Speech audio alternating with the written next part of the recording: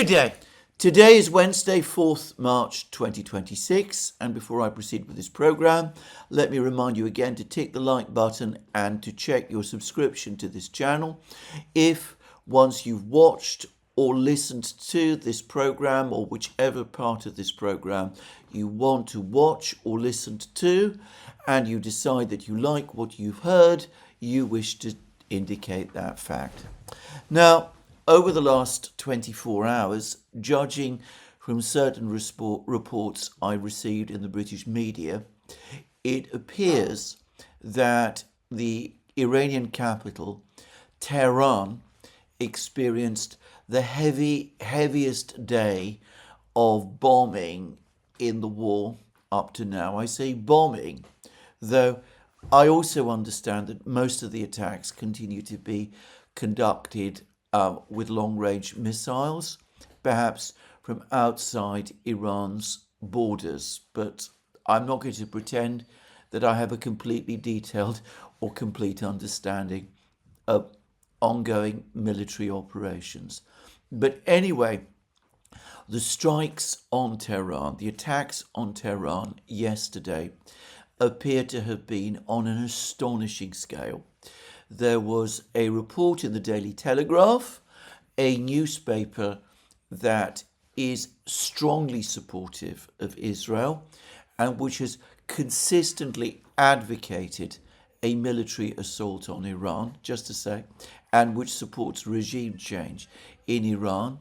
Anyway, this article in the Daily Telegraph, which, by the way, was extremely unpopular with a large section of its very, very pro-Israeli readership. Anyway, this article spoke about an apocalyptic situation of massive devastation in Tehran itself, of hospital buildings having been hit, of damage being done to civilian places, of civilian residential buildings being struck as well, of food queues and of people trying to dilute milk supplies in order to ensure that their children continue to receive milk, and altogether of an absolutely terrible situation in Iran yesterday. Now, I understand that the journalist who wrote that article is not located in Tehran, that he received his information from sources within Tehran. But, for the record, other British journalists who are indeed on the scene in Tehran gave perhaps less vivid, but nonetheless also pretty stark accounts of what took place in Iran yesterday. There was a similar lengthy article, for example, in the Financial Times, and there were shorter articles in The Guardian. The article in the Financial Times, both the article in the Financial Times and the article in The Guardian, also spoke about hospitals having been hit or damaged over the course of the bombing, and also spoke of extensive devastation in Tehran itself. And they also, importantly, at least in the Financial Times, gave some sense of what the targets, these specific targets that lay behind these missile and bombing strikes might have been, because it seems that there has been a campaign to destroy police stations across Tehran, presumably with the intention of weakening the government's response in the event that large-scale protests against the government actually take place. The problem with that kind of strategy is that though the Financial Times found one person who was still critical of the government in Tehran, despite the bombing and the damage, and though there were perhaps rather more such people in a similar article and report by the BBC, Other reports, on the contrary, speak of a stiffening of resistance, a shock and dismay at the lengths to which the United States and the Israelis are taking this operation. There was one rather plaintive comment in the article in the Financial Times by a student who was identified as an opponent of the government. He asked what kind of country would he have when the war was over. He said that people like him in Tehran had expected specific attacks that would weaken the government, not the kind of wholesale destruction that seemed to be taking place. And he clearly was profoundly shocked by the scale of the devastation. So anyway, I mention all of this. I understand, perhaps, the logic of the attacks on the police stations, but it does seem to me that the attacks that took place yesterday, and apparently there were also heavy attacks on Monday on Tehran, though perhaps not quite as heavy as the ones that took place yesterday. Anyway, it seems to me that they are acquiring now a character which, and I have to say this, is starting to remind me of what took place in Gaza during the long conflict there, which, by the way, has not finished. And, well, at a political level, it's totally counterproductive. But at a humane level, at the level of humanity, it is completely devastating and appalling. And, well, I don't know that there's very much more I can say. Anyway, there it is. I should add that there are now several reports that important historic buildings in Tehran have also been damaged. The Golestan Palace, which is the palace of the Iranian Shahs, it was mostly built by the previous Qajar dynasty in the 18th and 19th century. It is the most historic and some say beautiful building in Tehran. I say some say because, of course, I've never been to Tehran myself. There's apparently further damage to the Tehran Bazaar, which is one of the other great historic buildings in the Middle East. It's richly ironic, some would say, given that the protests that took place in Iran in December and January actually began with protests by the merchants of this very bazaar. But anyway, to repeat again, apart from the death toll, the human devastation, the loss of civilian life, the damage to buildings, it seems to me that as a military operation, this makes no sense and is going to prove, in the end, based on all historical knowledge, all knowledge of these kind of attacks on urban centres, it is going to prove completely counterproductive. Now, many will say that my words in response to these events have been excessively restrained. I have attempted to maintain composure, though I have found it extremely difficult to do so over the last 24 hours as these reports have poured in.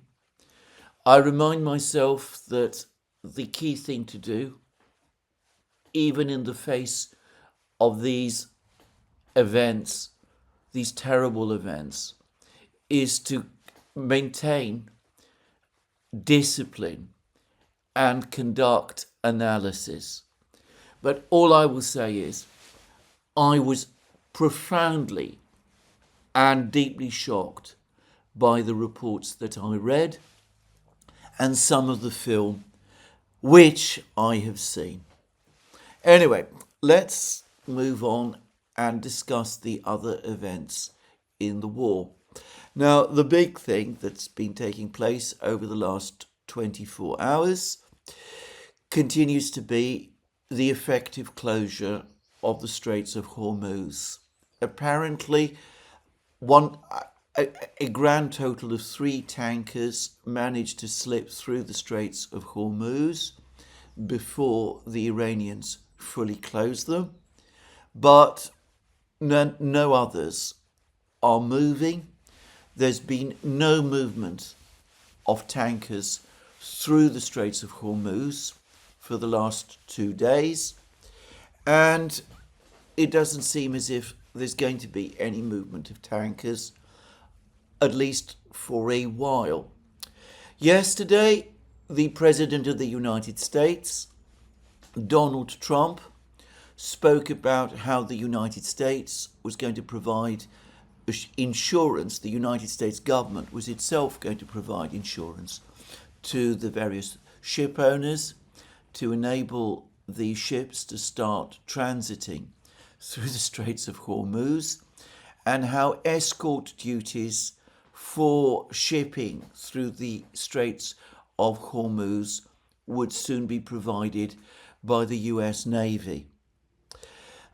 Well, as to the first, there is no word so far on any insurance package from the US government having been provided, and I'm going to guess that in order for that to happen, there would need to be congressional authorization.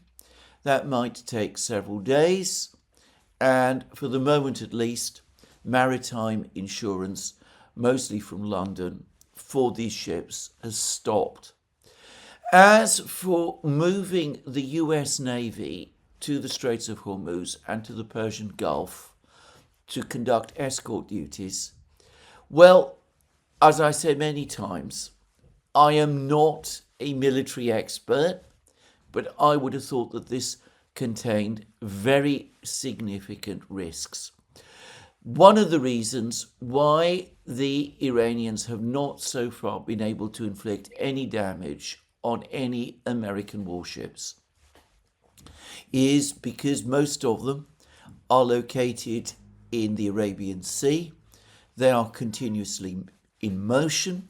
The Iranians have launched missiles occasionally trying to strike them, but as many have agreed and have been saying for some time, it is extraordinarily difficult for missiles to hit moving targets, and so far the Iranians have been unsuccessful. If the United States starts to move warships to the Straits of Hormuz and to the Persian Gulf, then they become easily observable by the Iranians. They would reduce their ability to maneuver. They would be, in other words, in precisely the position where I would have thought Iran would be best positioned to conduct strikes against them.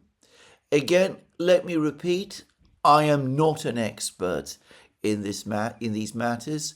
It may be that the US Navy has particular tricks up its sleeve.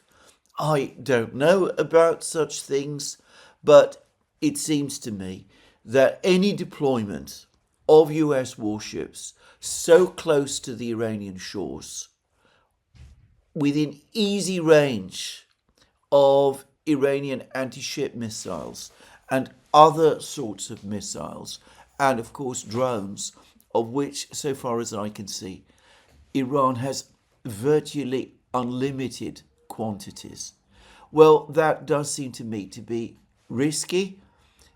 It seems to me that taking that kind of step would cause the risks for American warships exponentially to multiply.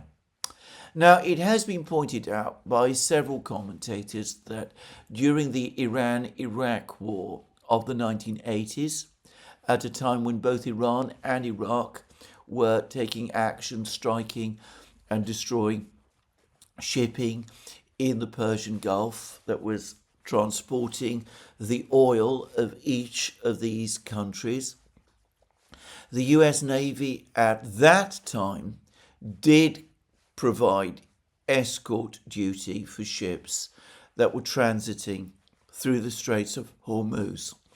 However, that was a completely different situation. The United States was not a direct participant in the war between Iran and Iraq. There was no secret for many people that the United States heavily sympathized with Iraq and was providing Iraq with extensive assistance. But the United States itself was not directly attacking Iran, and the Iranians, who obviously did not want the United States, with its enormous power, to join the war, had no interest or incentive in attacking US warships. This time, it will be different. Moreover, I am going to suggest that there has been a significant shift in the overall military and technological balance since the 1980s. In the 1980s, Iran did not have the capabilities to inflict significant damage on the US fleet or on US military assets. Today, it seems that to a certain extent at least, it does. It has much more effective and powerful missiles than it did then. It has drones, and of course drone warfare did not exist to any degree, or at least to nothing like this degree, the degree that we are seeing now, in the 1980s. The fact that the Iranians are able to inflict damage can be seen right across the Middle East, where they have been able to do significant damage already to US bases, to US military installations in places like Qatar and the UAE and in Bahrain. And, well, I would have thought, for all of these reasons, that an escort operation by the US Navy in the Persian Gulf, in the Straits of Hormuz, is going to be a far more problematic and complex and challenging and dangerous and difficult affair than it was in the 1980s. In fact, I suspect that comparisons between that operation and the kind of operation that is being talked about today are extremely unwise. Anyway, that's what I wanted to say about that. The fact is that for the moment, oil supplies through the Straits of Hormuz and natural gas supplies are not moving. And in fact, we are getting reports that there has been a crash of production in oil production and natural gas production across the Middle East. Oil production in Iraq, and Iraq is a major oil producer, appears to have come to a total stop. Saudi Arabia continues to produce oil, and unlike the other Gulf producers, it has pipelines, some pipelines, that do enable Saudi Arabia to continue to export oil through other routes that avoid the Straits of Hormuz, though it should be said that the bulk of Saudi oil also has to be exported through the Straits of Hormuz. Anyway, apparently there's been some reduction in Saudi oil production. And I understand that, much more worryingly, natural gas production in Qatar has come to a complete stop, and there's been falls in production of oil in the other Gulf oil producers, Kuwait, the UAE, and Qatar. Apparently, the crisis in natural gas production is even greater than the crisis in oil. The problems with LNG exports is that Qatar is the third biggest producer of LNG. There is apparently no scope to replace its production. The United States is mostly self-sufficient in natural gas. Russia, of course, also is. China does import LNG from Qatar in significant volumes, but China can probably ramp up imports of LNG from Russia. And here perhaps it's worth pointing out that the big Russian LNG production facilities and terminals are located in the Arctic, so that ships transporting LNG from the Arctic can, at least in theory, reach China via the Northern Sea route through the Pacific coastline of Russia to China itself, avoiding international waters, sticking entirely to Russian and Chinese controlled seas. And I suspect something like that will happen. But Europe, which has become critically dependent on LNG, is in a different position. And other Asian markets that also depend on LNG are in a very difficult position as well. If there is a prolonged cut-off of LNG exports from Qatar, then inevitably costs of natural gas around the world will surge. And I'm going to suggest that the region that is by far the most vulnerable is Europe, which, of course, has cut itself off from imports of Russian natural gas.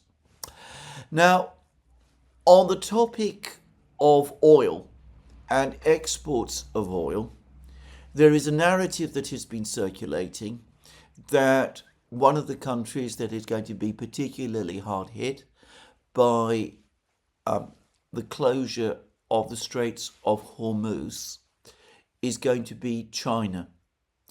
Now, on this point, I should say that I've always been skeptical, but the indispensable Arnaud Bertrand has provided some clarity in a lengthy post that he has published on X. And Arnaud Bertrand has pointed out that China is 84% self-sufficient in energy. It produces oil and coal, and it uses coal very heavily, but is also the leader in nuclear power, the global leader in nuclear power. And it also, of course, has an extensive industry in terms of batteries, solar panels, and that kind of thing. Nonetheless, China does import a significant amount of oil, and it has imported oil from the Gulf, from Saudi Arabia and Iran. Saudi Arabia being a bigger exporter of oil to China than Iran is. However, even saying that, even allowing for that, the Chinese have recently been importing more and more oil from Russia. Some of that oil reaches them by pipeline. The Russians are absolutely in a position where they can provide China with more oil. In fact, Russia can satisfy all of China's needs for oil. Some Russian oil is heavier than the light crude that the Gulf producers supply, and that is a problem for China.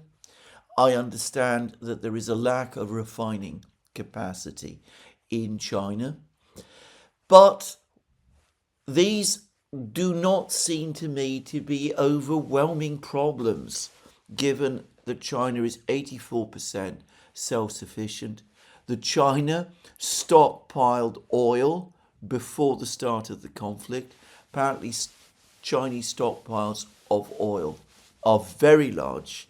And in a recent program, one I made about a week ago, I pointed out that people were misreading the large-scale movement of tankers with Russian oil to China. It was widely assumed that this was the result of India reducing imports of Russian oil after the agreement that India had concluded with Donald Trump. I pointed out that it was far more likely to be a case of China stockpiling oil in light of the growing crisis in the Middle East and the strong likelihood that there would be a closure of the Straits of Hormuz. I would suggest that that is exactly what happened, and I would suggest also that this stockpiling by China of oil was a good case of prescience and planning, one not matched, by the way, by the United States, which went straight into this conflict with its oil reserves at a significantly low level, below the 500 million barrels, which I believe is what the United States ideally wants its strategic reserve to be. Anyway, China has, as I said, a significant stockpile, and it can ramp up production from Russia. It's 84% self-sufficient in energy. It will find ways to keep going. Other Asian importers of oil, Japan, the Philippines, South Korea, are in a much more critical position. I understand that Japan imports 90% of its oil from the Gulf, and all of it, or almost all of it, passes through the Straits of Hormuz. Japan, of course, is an ally of the United States. So is South Korea. But again, I'm going to suggest that if there is going to be a critical oil shortage over the next few weeks, the most vulnerable places will be Europe. The Indian government is supposedly considering ramping up imports of Russian oil to make up for any supply shortages from the Gulf. It's extraordinary how we've gone from a narrative just a few weeks ago of India reducing its imports of Russian oil to a narrative now of India increasing its imports of Russian oil in light of the ongoing crisis. Supposedly, the Indian government has asked the United States to green light India's decision to import Russian oil. I am very skeptical, by the way, about the last. I would have thought that the Indians would just go ahead and do it, and I wonder why they would want to discuss it with the United States, which it seems to me is in significant disarray on the tariff front anyway, in the light of the Supreme Court's recent tariff decision. Anyway, I'm not going to get into a debate about that at the present time. But yes, some of the US's Asian allies might be hard hit by energy shortages, oil and gas shortages. But again, I cannot help but think that the place where the greatest crisis is going to be Europe. Europe, if this thing continues for many more weeks, is going to find itself in an exceptionally difficult position, energy-wise. Now, it tends to get forgotten that there were lots of reports circulating in the media, mostly, it must be admitted, the Russian media, but they were never denied, and in fact, in a few places I saw them confirmed.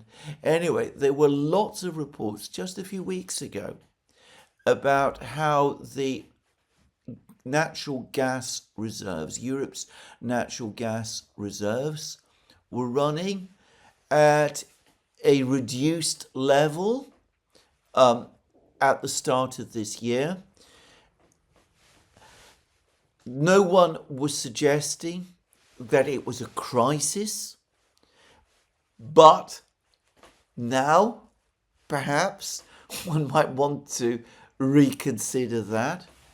If there's going to be shortages, global shortages of LNG, global shortages that are bound to affect Europe and which are inevitably going to lead to a major spike in the price of LNG exports to Europe from the United States, then the fact that there are shortages, that there are rather not so much shortages, that the natural gas reserves in Europe are running at a reduced level is undoubtedly going to be a problem, even if perhaps crisis might overstate things.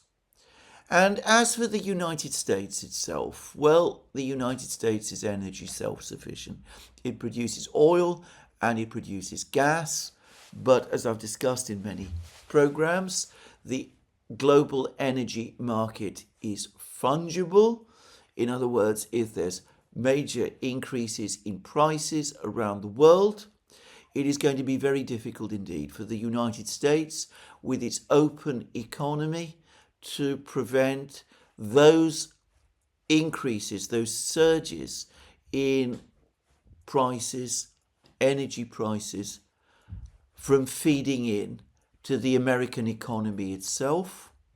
And of course, if energy prices start to grow in the United States, then that inevitably is going to lead to higher inflation in the United States.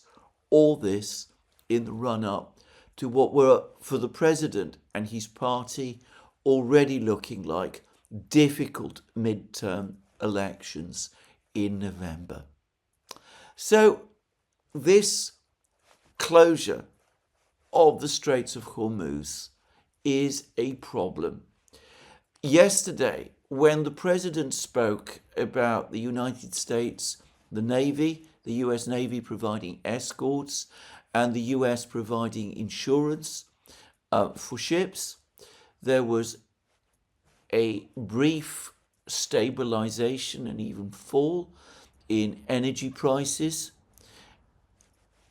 and also a stabilization of what had up to that time been, shall we say, a nervous mood in global stock markets. Well, as the hours passed and as market operators thought more about this, one got the sense that the reassurance that the president provided somewhat faded. And this morning, in Asian markets in particular, there was again steep falls. I understand that things have again stabilized a little. I suspect that a lot of market players are saying to themselves, well, let's see how long this situation continues, whether perhaps a deal is going to be done, whether the war is going to end, whether Iran might indeed collapse, or whether the president is able to follow through with his promises about marine insurance and naval escorts for tankers.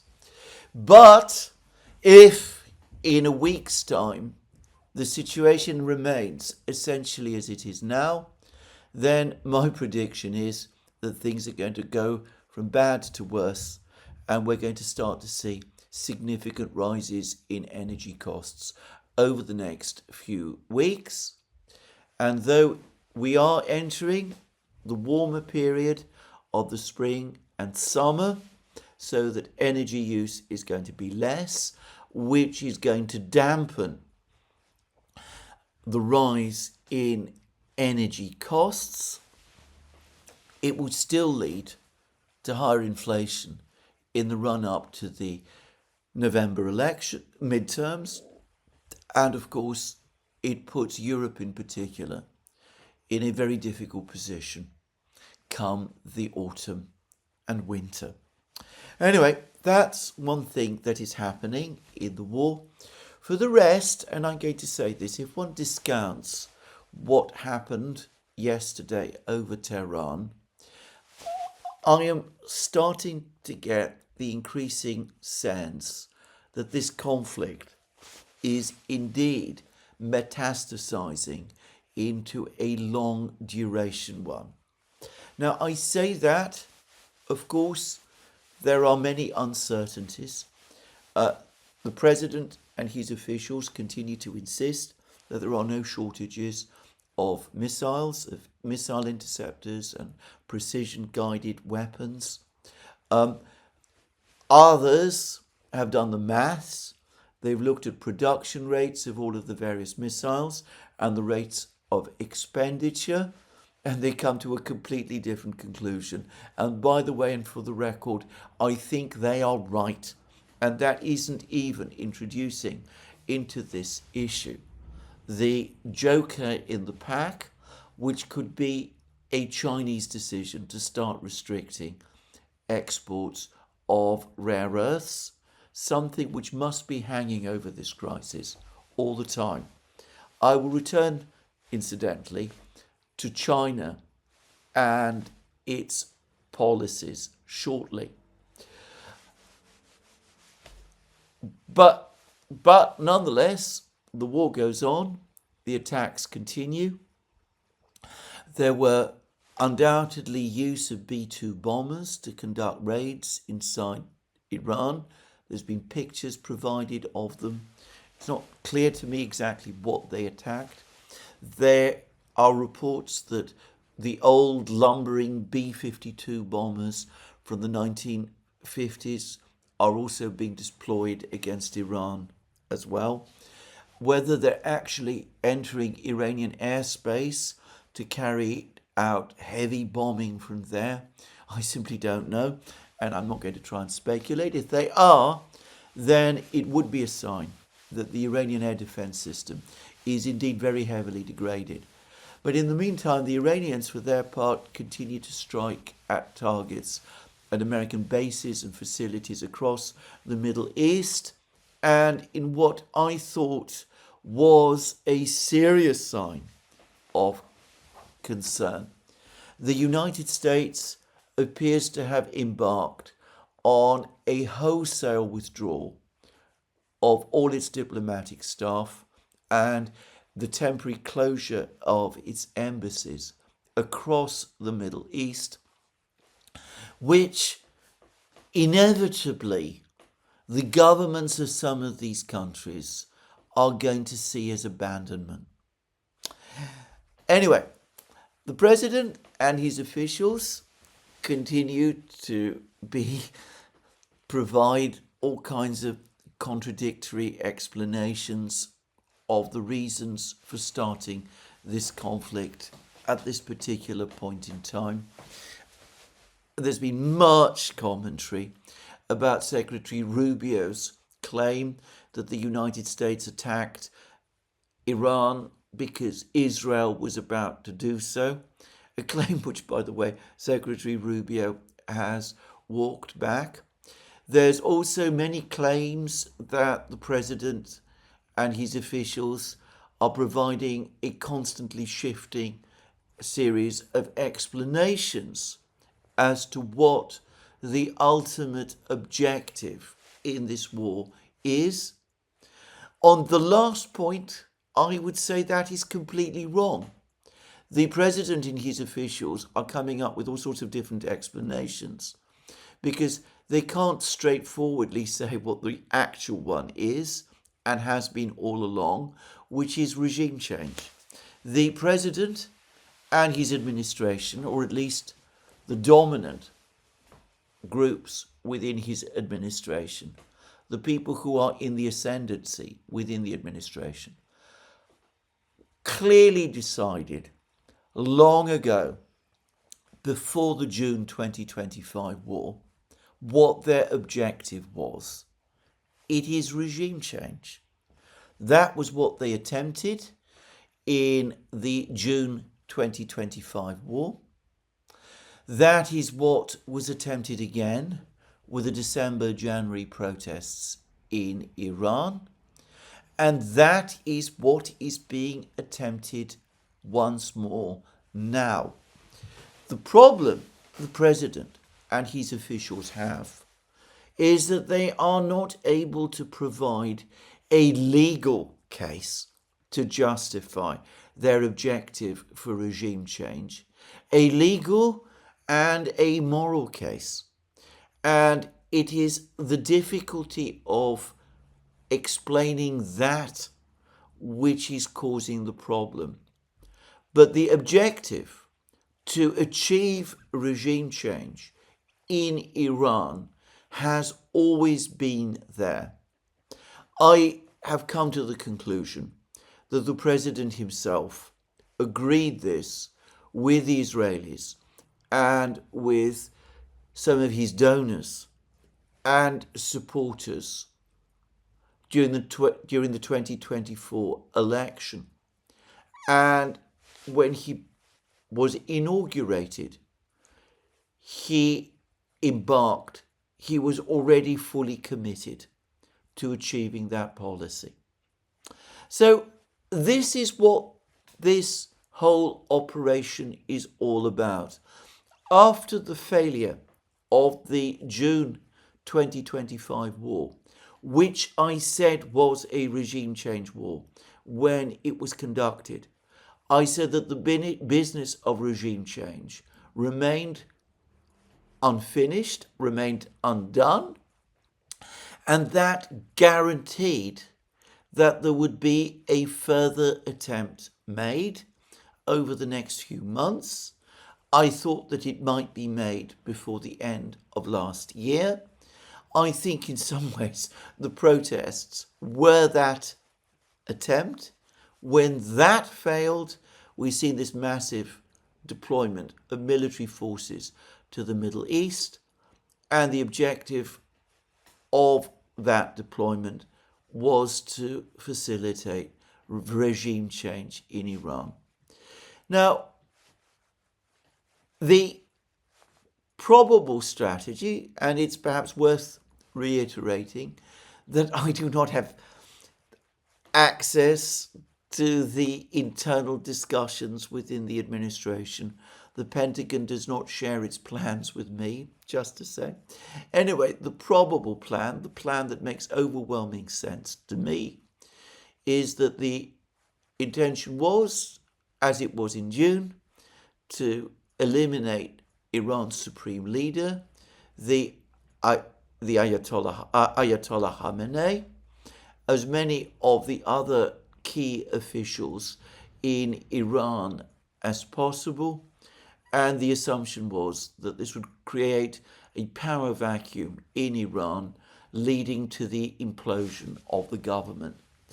I suspect that one of the rationalizations that was circulating amongst the regime change community in Israel and the United States after the failure of the June 2025 war was that though Israel succeeded in killing a large number of senior Iranian officials, they failed to kill the most important one of all, who was Khamenei, and that this time killing Khamenei would be made the priority on the assumption that without Khamenei, the entire system in Iran would be headless and would quickly unravel.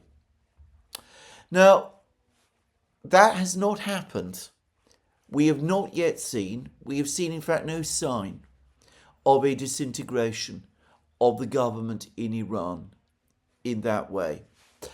And here I'm going to say a few things. Firstly, I was reading a very interesting article about Khamenei, which was published in the Iranian media. I read it yesterday.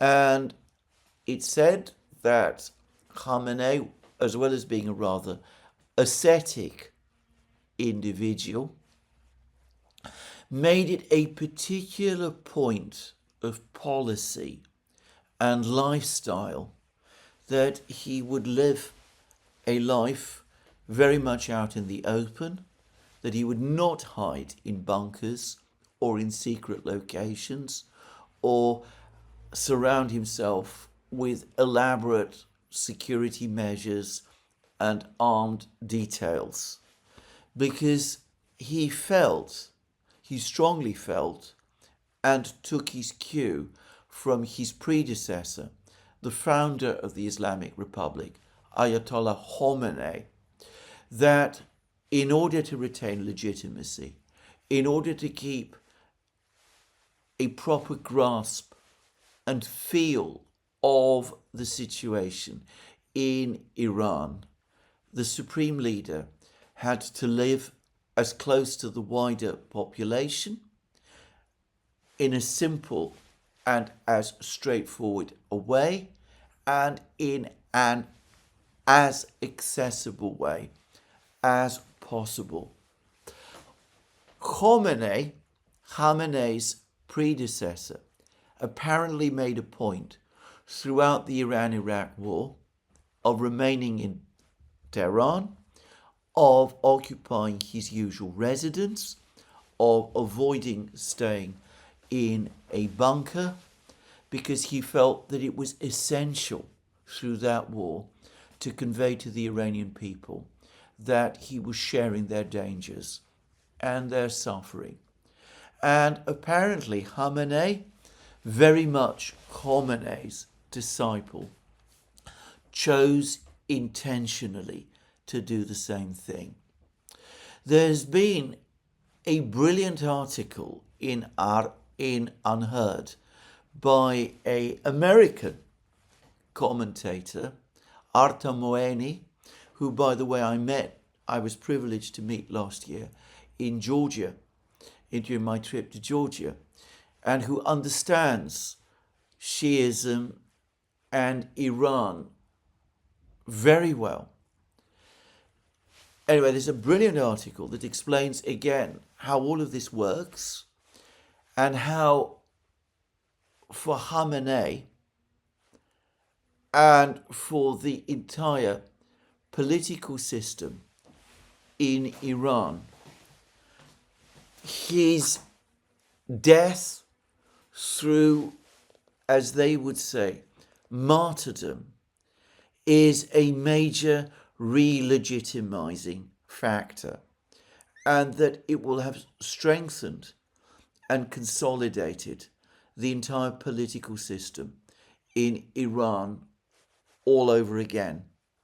And I should say that I've also had an email from a member of the Duran community who is based in Nigeria, who's an engineer based in Nigeria, who's written another brilliant article about how Khamenei's reach as a religious leader extended far beyond Iran's own borders and brought in Shia communities right across the Middle East, in Africa, and around the world. So, if the assumption was in Jerusalem and Washington that eliminating Khamenei was going to result in regime change, that this somehow would solve the problem of why regime change didn't happen following the decapitation strike in June. Well, as of today, that looks like a miscalculation. And that may explain what looked to me like all sorts of steps that the administration is now taking as it tries to find its way through a crisis that is different from the one that it had previously imagined. So, whereas the messaging before the attack on Iran was that the attack would be a short, easy conflict, now the narrative has turned to talking about a long war. I've seen reports that the administration, realizing the increasing financial cost of this operation, is now debating turning to Congress for an appropriation to continue with this conflict, which is of course a clear sign that it expects it to continue for a long time. There's also reports that the United States is now attempting seriously to involve the Kurdish militias who are based in Iraq in this operation against Iran, to try to get the Kurdish militias to invade Iran, to try to conduct operations against the government there, to begin the process, if you will, of disintegrating Iran. And there are even some claims that the United States is trying to persuade the Aliyev government in Azerbaijan to do the same thing. And lastly, we now have a drumbeat of reports that the United States is reconsidering the previous decision to rule out deploying boots on the ground, that at some point, some kind of invasion force of Iran is going to be put together, though again, for what precise objective, it is extremely difficult to say. I have also seen polling coming out of the United States. Robert Barnes was kind enough to send me the results of an opinion poll which showed decisive majorities of Americans opposed to this conflict, and perhaps most alarmingly for the president himself, a clear majority of Republicans opposing this conflict also, and saying that the president has gone back on the promise he repeatedly made during the 2024 election campaign to keep the United States out of wars.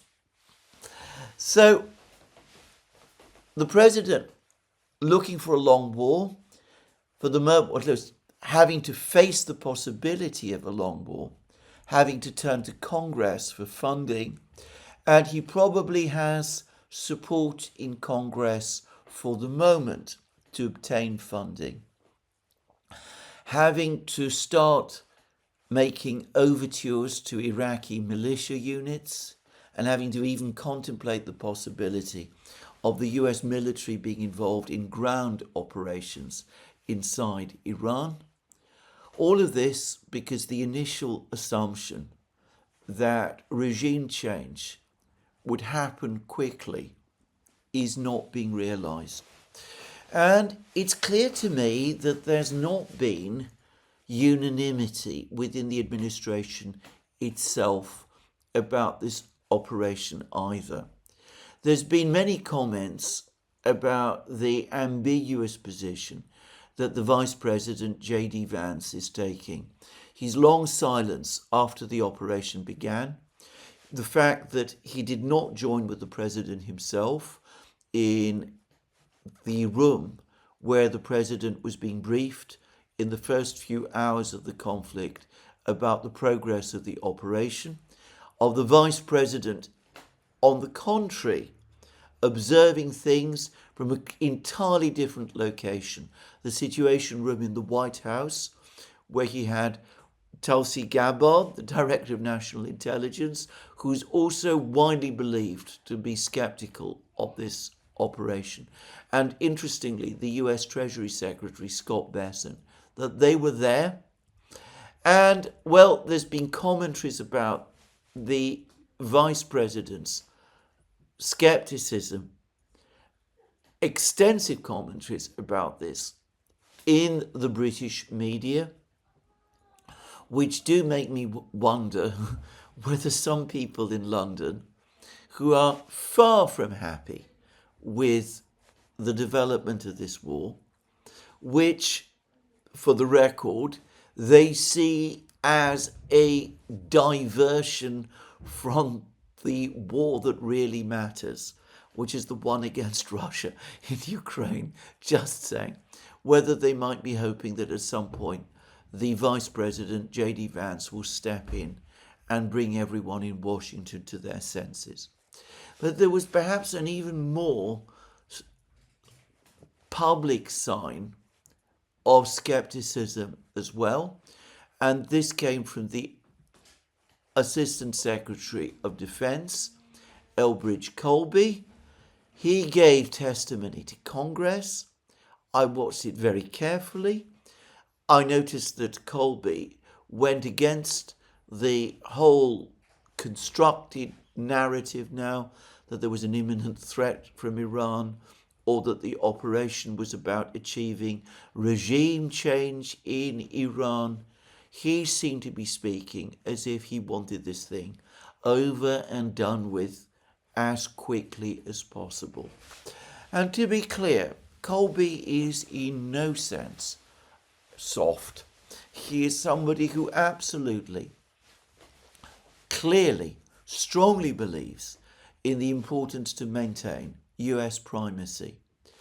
What he wants, however, is to focus on the defense of the heartland of the Western Hemisphere and in the Asia-Pacific region. Just as he has been critical of those within the United States who have been obsessively focused with Russia and Europe, and who have therefore wanted to continue to shovel assistance to Ukraine, so I get the sense that Colby is equally skeptical about those who are obsessed with Iran and with the Middle East, and who want to continue to shovel military aid to Israel, and who want to assist Israel in its various operations, including the current one against Iran, also at the expense of focusing on the theatres that Colby believes are the truly important ones, the Western Hemisphere and the Middle East. Well, there it is. For the moment, and it's important to stress this, the hardliners, the anti-Iran hardliners, remain in the ascendant. It could be that as problems with the oil prices start to bite, especially if this has an effect on the financial markets, and also as the depletion of US arsenals accelerates, it could be that the pendulum in the administration will shift and that we will start to see people in the administration start to rethink this thing, and that the president himself might begin to become increasingly nervous and willing to reconsider. But for the moment, he remains completely committed to it. He initially made some overtures to the Iranians about beginning negotiations. As I said in a recent program, Iran, the man who's running things in Iran, Larijani, said no. Since then, the president has, as he always does, doubled down. The White House has issued an extraordinary statement talking about removing the terrorist regime and all of that. But it's perhaps worth pointing out that the president himself, during the June 2025 war, spoke about forcing Iran into unconditional surrender of being the objective of that war. And then, of course, he pulled back from that when it became clear that it would not be achieved. And it was Israel that was suffering increasing damage from Iranian missile strikes. So perhaps one shouldn't place excessive weight on what the president is saying. But for the moment, he remains committed.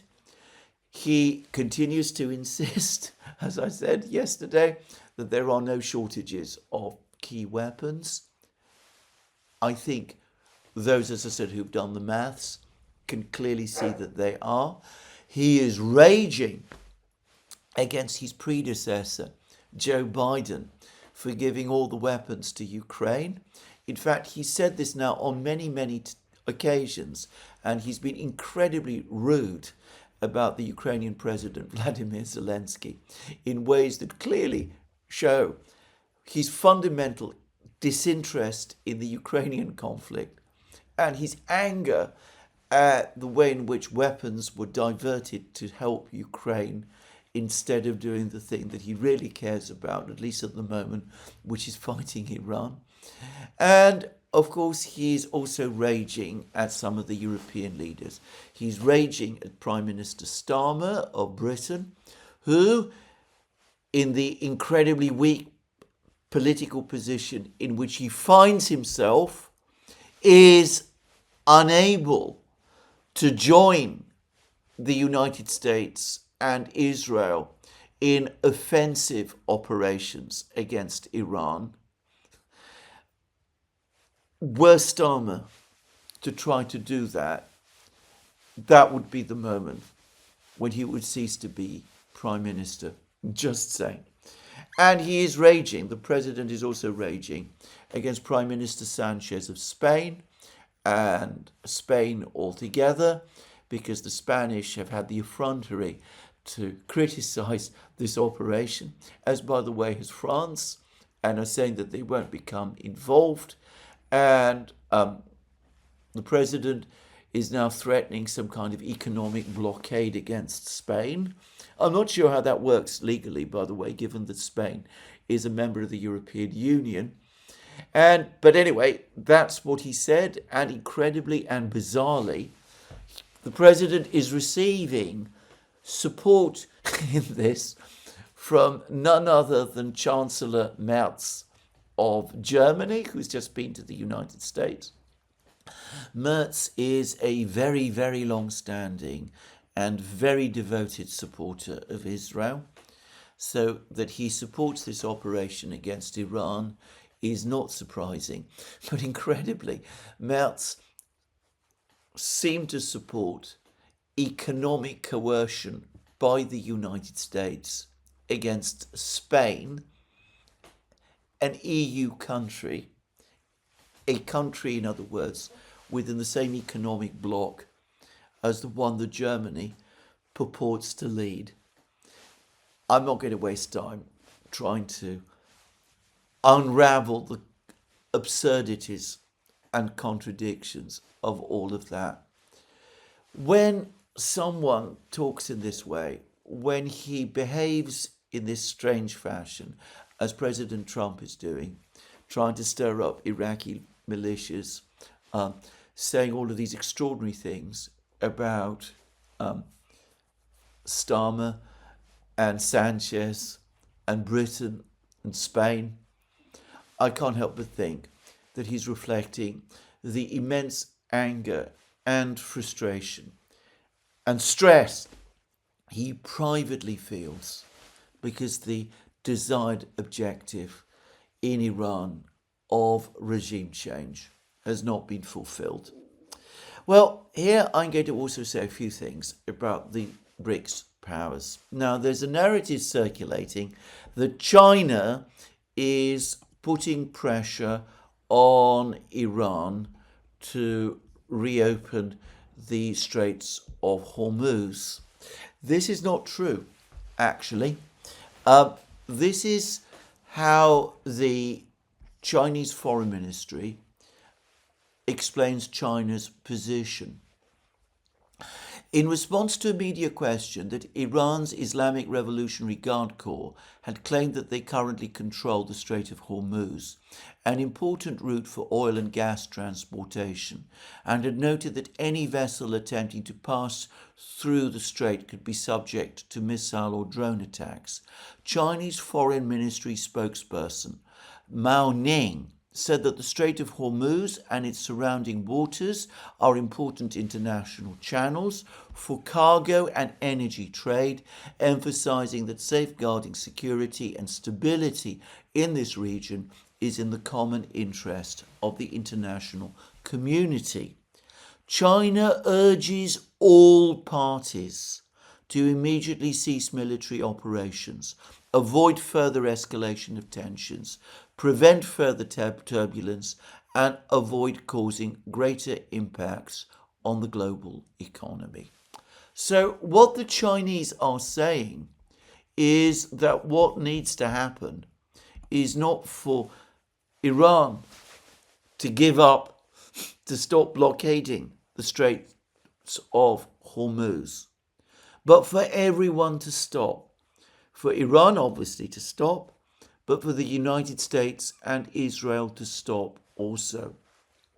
For there to be a complete cessation of hostilities. For the United States and Israel, in other words, to give up the project of regime change in Iran. And if you go to Russian statements, they are saying exactly the same. As I discussed in my program yesterday, Putin and MBS, the Crown Prince and Prime Minister of Saudi Arabia, had a telephone conversation yesterday. The Russian readout is actually quite interesting. It clearly floats the possibility of eventual Russian mediation. And rather interestingly, the proposal seems to have come ultimately from MBS himself. I'll read the Russian readout.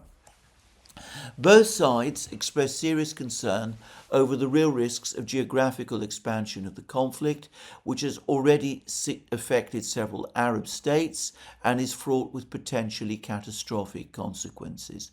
In this regard, Vladimir Putin emphasized the need to resolve the extremely dangerous situation at hand via political and diplomatic means.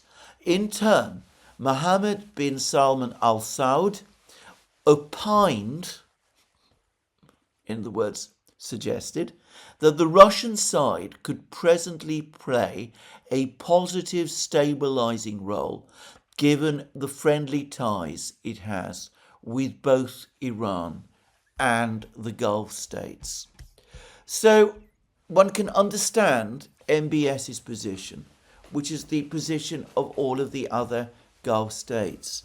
They depend on exports of energy products. They are their lifeline. The United States, Europe might experience, China, Japan, they might experience significant problems if the energy flow through the Straits of Hormuz remains indefinitely stopped. But for the Gulf states, this is an existential matter. Energy exports are their lifeblood. So MBS, according to many reports, privately urged Trump and the Americans to go ahead with this operation against Iran. He probably assumed, as many others did, that Iran would implode very quickly as soon as Khamenei had been killed. He now has reasons to fear otherwise, and he's looking to the Russians to conduct mediation. Now, I should say that contrary to what many think, Russia does not have a great amount of experience in mediating conflicts. The last time I can remember when it did so successfully was in 1965 during one of the Pakistani-Indian wars, when the then Soviet Prime Minister, Alexei Kosygin, successfully mediated a cessation of hostilities between Pakistan and India at a meeting in Tashkent. But anyway, one can see how in time the Russians might become involved. And of course, if they do, they will milk this to their advantage. Already there are lots of reports saying exactly what I mentioned previously in an earlier program, that for the moment, for the Russians, this conflict comes for them with many advantages. Energy prices are rising. More countries are going to need Russian oil and gas, especially if the closure of the Straits of Hormuz continues for very long. Nobody in Moscow seriously believes that the Europeans are going to resume buying Russian oil and gas, and I don't get the sense that the Russians are that enthusiastic about selling oil and gas to the Europeans. But of course, in conditions of worldwide energy shortage, even Russia's favorite customers, India and China, are going to have to pay more, as other countries also will. Attempts to block Russian exports, likely before long, if this situation continues, are going to have to be abandoned. The United States is diverting all its weapons to the Middle East. Trump is complaining about the fact that weapons were wasted by being sent to Ukraine. That's going to leave Zelensky and his government in Ukraine short of weapons at the very time when the Russians are preparing their big spring offensive.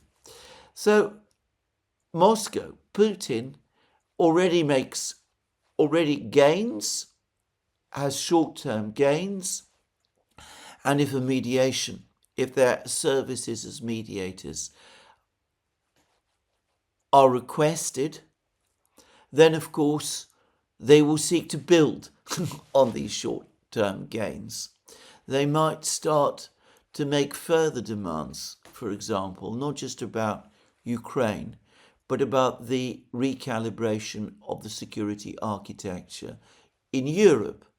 Just saying.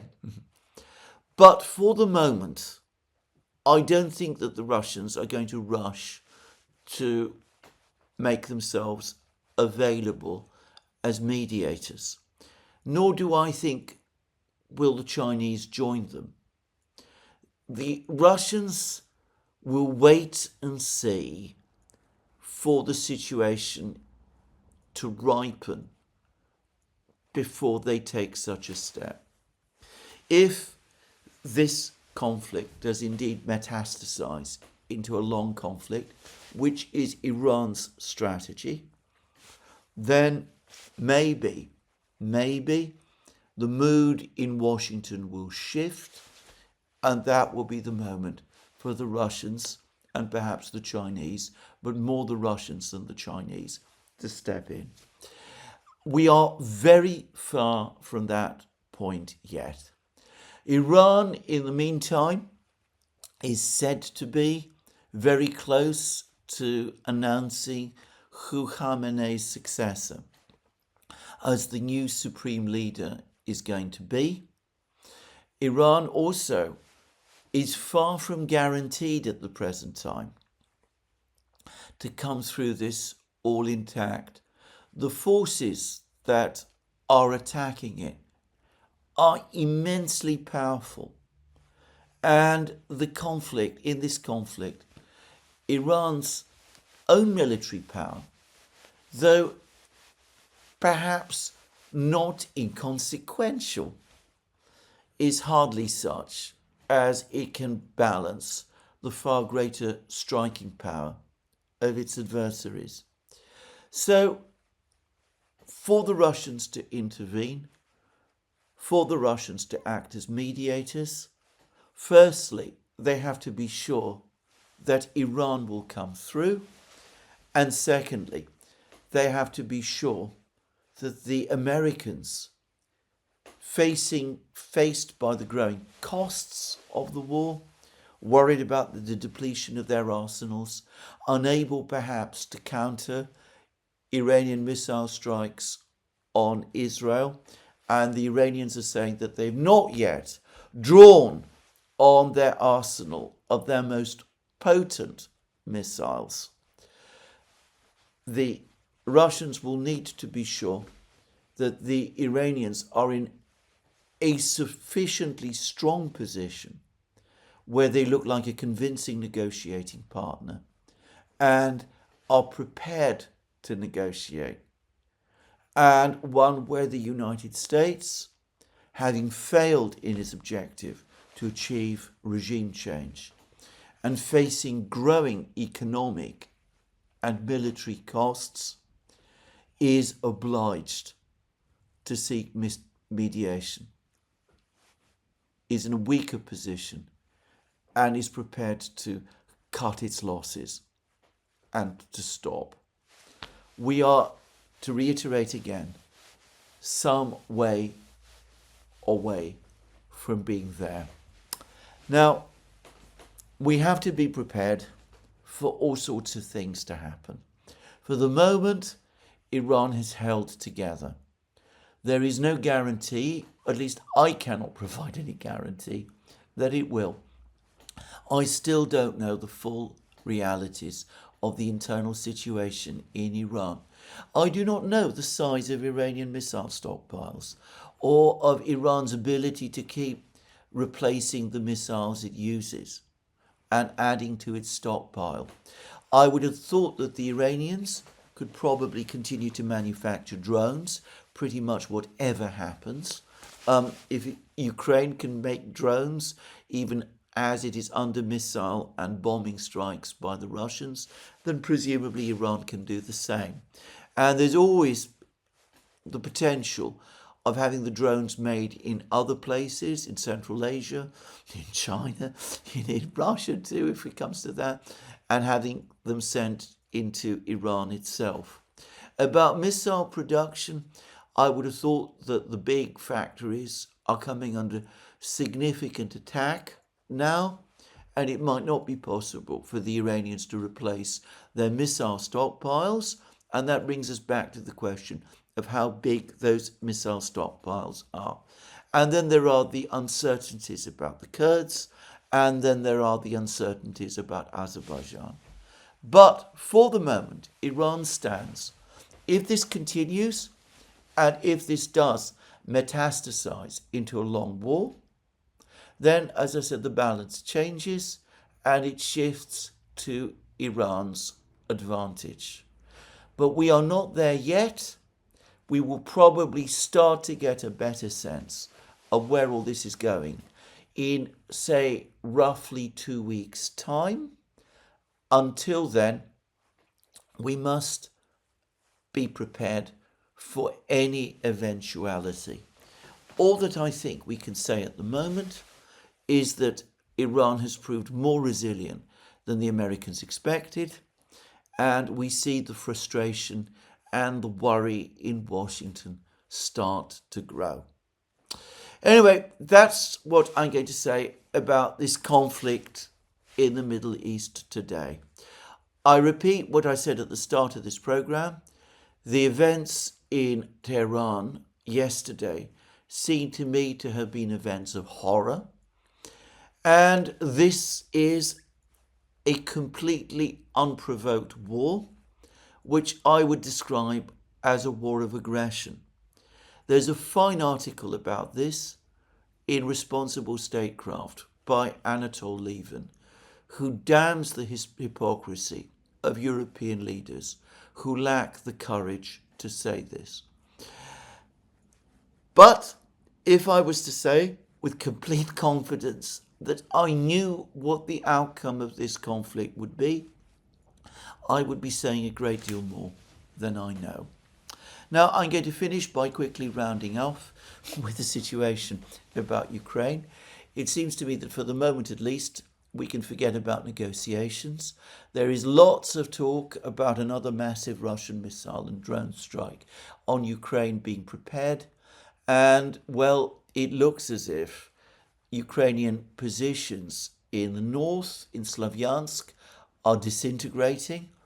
The Russians appear to have captured significant territories around Slavyansk, and it looks as if they're about to begin the operation to capture the key village near Slavyansk of Rai Alexandrovka, which is at the top of an important hill which would enable the Russians to look down on Slavyansk and Kramatorsk and to interrupt the communications between the two.